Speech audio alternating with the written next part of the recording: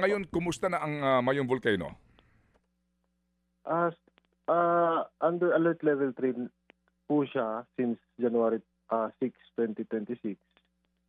So maglampas na po ng 4 months yung alert level 3 ni Mayon. So meaning ito ay unrest pa rin po yung status niya. So patuloy po ang pyro density current or yung uson kung tinatawag po dito sa amin. At unfortunately po, noong Sabadong alas 5, around 5 p.m. ng hapon, nag-init po ito ng napakabigat at napakakapal na uson. So affected po yung mga Mayon unit barangays po natin.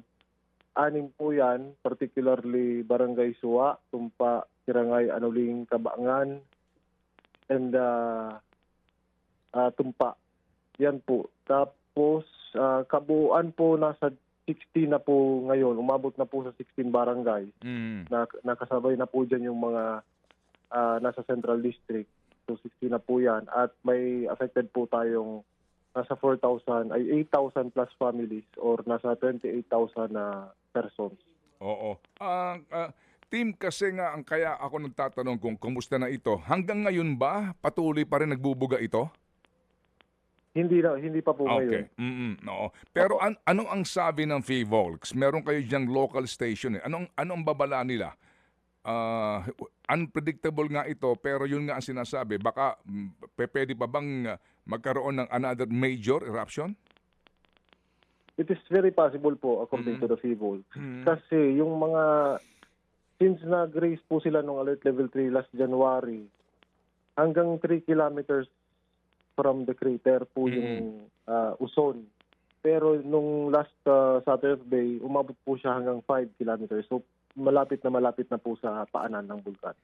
Okay. So sa ngayon, sa inyong sitwasyon dyan, ang inyong mga evacuees, inaabot pa rin ng uson?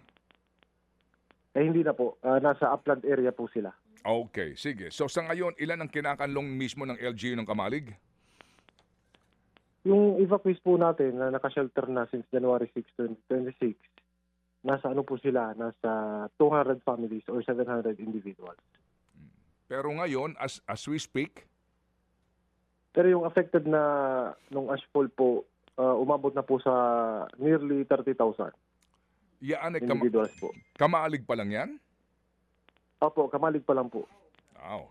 So, ano ang sabi ng inyong LGU sa usapin ng resources ninyo para alagaan tong inyong mga evacuees at yung mga apektadong residente? Well, sabi po nga ni Mayor, we'd be humble enough to admit na hindi po talaga kaya ng government na isolohin po itong kalamidad. So we are asking for additional help and augmentation, lalo na po yung mga manpower. Ngayon po, ang priority namin po ay maglinis ng mga debris cleaning sa mga kalsada at mga households. Pati na rin po, isa pong priority din po kung paano matulungan yung mga farmers kasi sila po yung isa sa mga pinaka-apektado. As documented po and as released, nasa yung may unit barangays po kasi tinataniman po yan ng mga crops at mga vegetable produce. So yun, nasira po yung livelihood nila, yung mga gulay, mga pananim. Pati na rin po may mga patay at mga nawawalang mga livestock.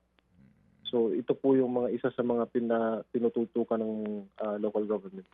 Kasi hindi naman na actually bago ito no sa inyo, pero ngayon mukhang matindi itong tama sa Kamalig pa lang.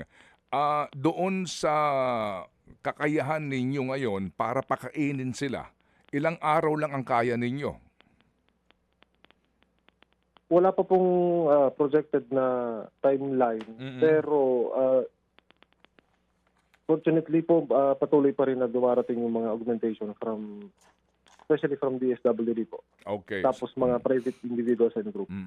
Mga kapatid, patuloy po kayong tumutok sa 105.9 True FM para sa totoong balita, informasyon, music and entertainment. Mag-subscribe sa aming YouTube channel at podcast at sundan nyo kami sa Facebook, Instagram, X at TikTok sa True Network PH. Bisitahin din po ang aming official website, truefm.ph. At panoorin din kami sa True TV Signal, Channel 19. Kami po ang 105.9 True FM. Laging true sa'yo, kapatid.